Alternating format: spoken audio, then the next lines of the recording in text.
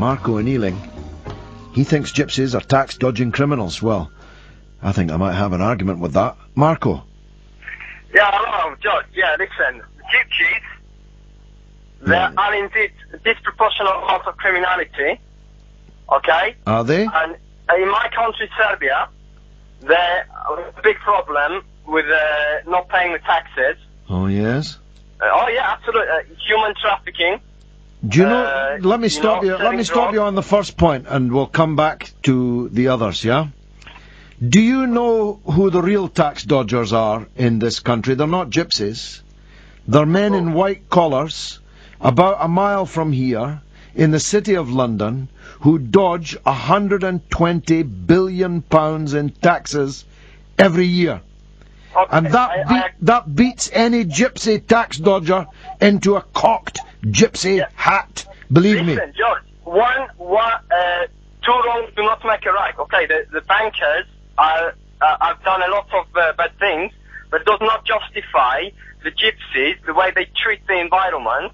Well, how do they treat the environment now? Well, how do they treat the environment? Okay, my son, he lives in Somerset.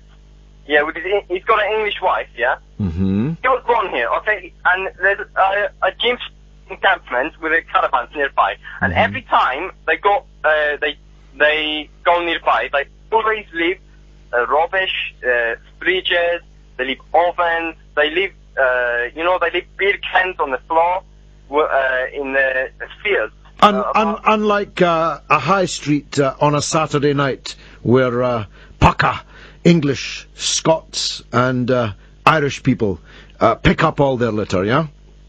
No, listen, George, but I'm talking about the countryside, okay? I'm talking about the rest of the population in the countryside. What you're doing, I'll tell you what you're doing.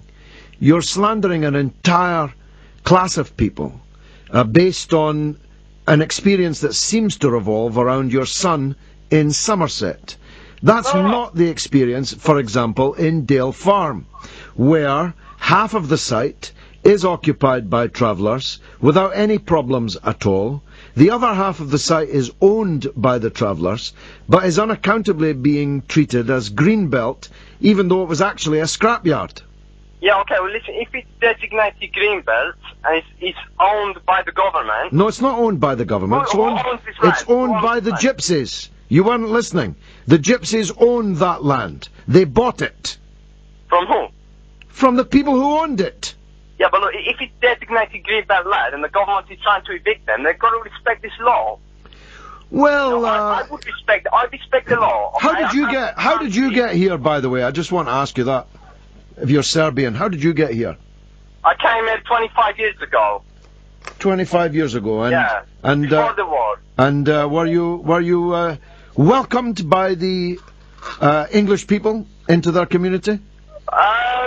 No, listen, I experienced a little bit of racism, but that's why you're dishing it out to somebody else now. No, but by listen, I'll tell you what. I integrated into English society. No, that's what you think. That's not what many English people think.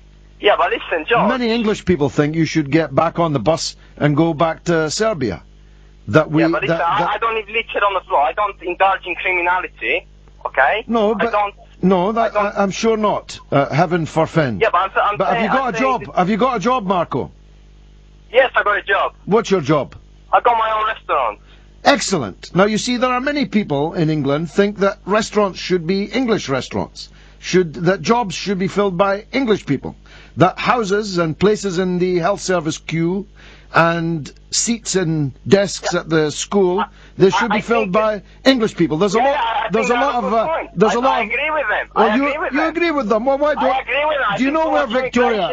Do you know where Victoria bus station is? I've been here 25 years, George. Well, look, if you agree with them, why don't you get on the bus and go back to Serbia? Well, I'm married to an English woman, George, okay? Well, these travelling people maybe they should go back to India. Well, they're a lot more English than you. It's you that's the foreigner, not them. Yeah, but listen, George. You came here from Serbia. marrying our women, opening our restaurants, doing well. I'm actually real pleased for you, or at least I ordinarily would. But you know the one thing I find hardest in life to take? It's somebody who themselves is regarded by racists with bigotry and discrimination, coming on the radio, kicking other people.